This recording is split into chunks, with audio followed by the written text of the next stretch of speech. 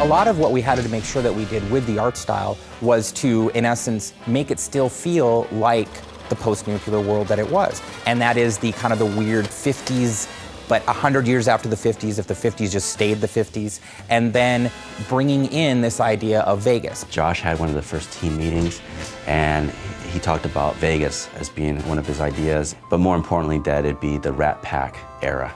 And when he said that, then I was just joyous, because it's just great aesthetics at that time. When we started the game, there were a few things aesthetically that we knew we wanted to do. We wanted to make sure that the architectural style of homes, and as well as the casinos, either reflected 50s style from the Vegas era, or it reflected an even earlier time, more like the settlers of the West.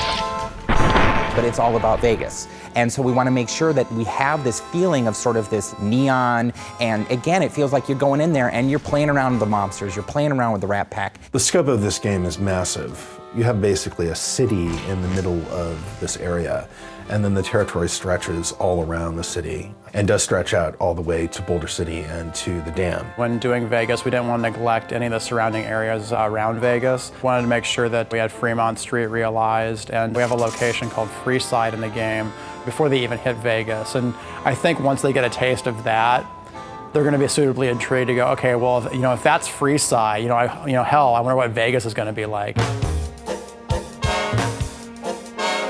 The Vegas that we were representing was really classic Vegas. This is something that dovetails nicely with the general aesthetic of the Fallout series as a whole. Everything to do with the Strip is a big artistic playground. One of the strengths we saw about being able to use Vegas as a location is because all those casinos have their own individual themes. It's like a big amusement park the size of a city.